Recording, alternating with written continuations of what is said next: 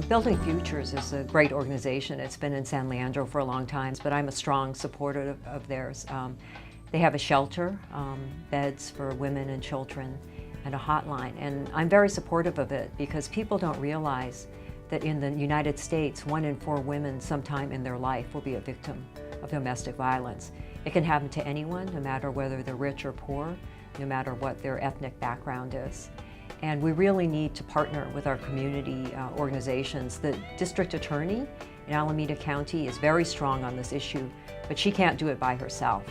So organizations like Building Futures is absolutely essential. I, in fact, gave them a grant of $50,000 last year because I believe in them so much. I visited the facility and the women there were just so grateful to have some place to stay while they were going through this bad experience.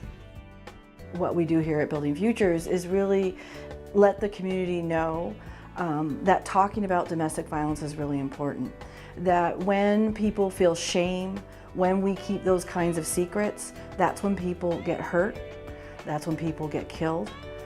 And I really want people to know that you don't have to choose between staying in a violent relationship and being homeless. There are a lot of community resources. There are a lot of domestic violence counselors out there that can really provide advice and support and safety.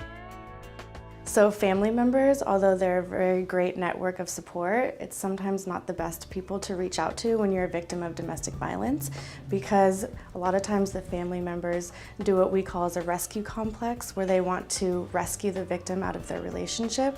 Statistically, we know that it takes victims 7 to 8 times to leave their abusive relationship. So when the victim decides to go back to their abusive relationship, the family members get really frustrated and they feel like they're helpless and they can't rescue that victim.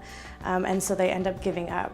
So that's why it's really important for a victim to reach out to a domestic violence counselor or a domestic violence agency so they can get the support they need. The counselors know the dynamics of the domestic violence relationship and they can give them better resources to end their abuse. When someone wants to come to the safe house, that they want to leave their partner, they call the hotline. They'll do an intake with the counselor online. They'll ask them if they're a victim of domestic violence. If they say yes to that question, then they'll follow and do the intake and see if we have space at our shelter, at our safe house. If not, they'll get referred to other safe houses around the area.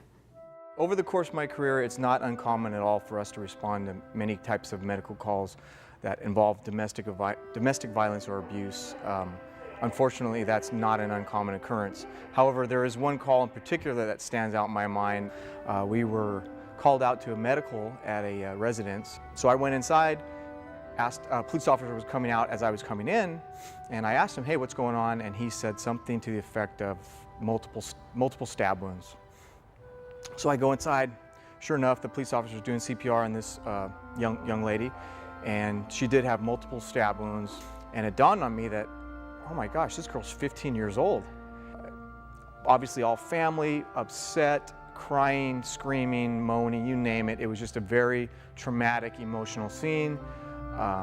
We did transport the girl, she later passed away.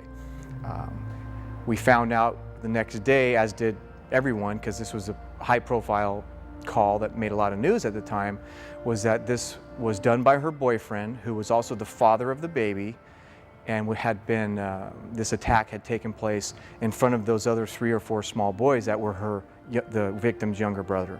And it just makes you, me as a father, it makes me think, I'm so thankful that something like that hasn't happened to one of my daughters, but it also makes you think that, wow, what's the difference between this family and my family that something like this could happen to them? And it was one of those calls that sticks with you for a while. It's not something you just easily forget.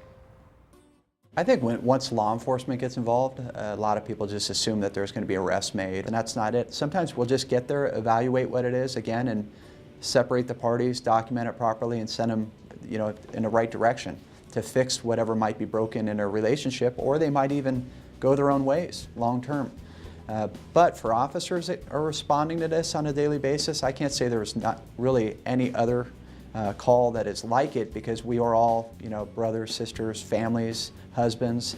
So as a father and also a husband, responding to these type of calls are really difficult because you're associating the families you're dealing with your own family. So it's pretty heartfelt for us to be there and try to really fix things when you feel kind of an emotional connection with your community members. Everyone can play a role in preventing domestic violence by promoting healthy relationships, by standing with survivors we know, and by reporting any incidents of domestic violence. Ultimately, we as a society need to end the cycle of domestic violence, and that starts with each and every one of us. We need to change attitudes, we need to educate our young people, and we need to make it abundantly clear that domestic violence is unacceptable in any form.